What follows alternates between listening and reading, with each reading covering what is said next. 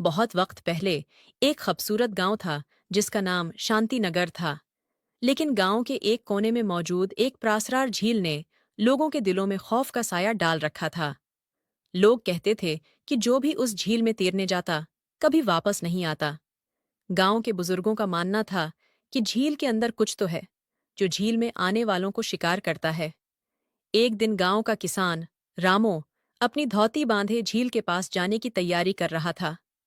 रामो की माँ उसे रोकती है। बेटा, इस झील के करीब मत जाओ। ये जगह मनहूस है। माँ, ये सब बस पुरानी कहानियां हैं। ऐसा कुछ नहीं होता।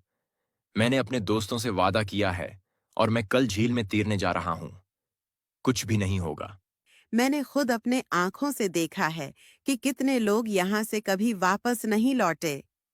बेटा, ये झील सादा नहीं है। मैं नहीं चाहती कि तुम भी इन लोगों की तरह गायब हो जाओ। लेकिन रामू अपनी माँ की बात को संजीदा नहीं लेता और झील की तरफ जाने का इरादा करता है। अगले दिन रामू अपने दोस्तों के साथ झील के पास पहुंचता है। गांव के लोग दूर से ये मंजर देख रहे थे। रामो, मुझ जाओ। ये झील वही है जिसमें जाने वाले कभी वापस नहीं आए। आप लोग बस पुरानी कहानियों पर यकीन करते हैं। मैं वापस आऊंगा और तुम सबको दिखाऊंगा कि यहाँ कुछ भी खतरनाक नहीं है। रामू अपने दोस्तों की तरफ देखकर पानी में दाखिल होता है। रामू झील में तैरने लगता है। अचानक झील के पानी में एक अजीब सी हलचल होती है। पानी की सतह पर एक खूबसूरत चेहरा नमूदार होता है। वो मरमड्ड थी जिसका ऊपरी हिस्सा इंसान का था और नीचे से वो मछली की मानंद थी। उसकी आंखों में गहरी चमक और दलक्ष मुस्कुराहट थी। तुम तुम कौन हो? रामू, तुम मेरे जाल में आ चुके हो। क्या तुम्हें डर नहीं लगता? मैं इस झील की मुल्का हूँ और जो यहाँ आता है वो कभी वापस नहीं जाता। रामू खौफ से पीछे हटता है, लेकिन मरमड्ड ने उसे अपने जादुई जाल में जकड़ लिया। रामू चीखता है, लेकिन कोई उसे बचाने वाला नहीं था।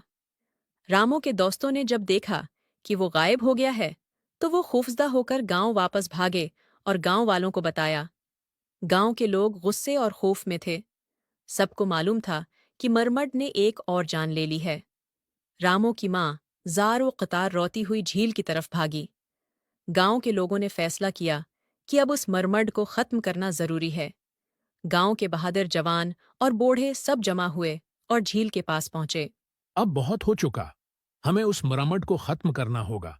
ये झील हमारे लोगों की कब्रें बनती जा रही है। गांव के लोग नेज़े, मिशालें और रस्सियां लेकर झील में दाखिल हुए। मरमड ने उन्हें रोकने की कोशिश की, लेकिन गांव के जवानों ने हिम्मत नहीं हारी। आखिरकार उन्होंने मरमड को झील के किनारे घेर लिया और उसे नेज़े से वार करके मार डाला। तुम सबने मेरे साथ क्या किया, लेकिन मेरी लांछ तुम सबको हमेशा परेशान करेगी। मरमड की मौत के साथ झील का पानी एक बार फिर खामोश हो गया। मरमड की मौत के बाद झील का खौफ खत्म हो गया। गांव वाले दोबारा अपनी जिंदगी में मसरूफ हो गए। रामू की माँ अपने बेटे की याद में रोजाना झील के किनारे बैठती और आंसू बहाती। बेटा, मैंने तुम्हें कहा था कि ये झील खतरनाक है, लेकिन तुमने मेरी बात नहीं मानी।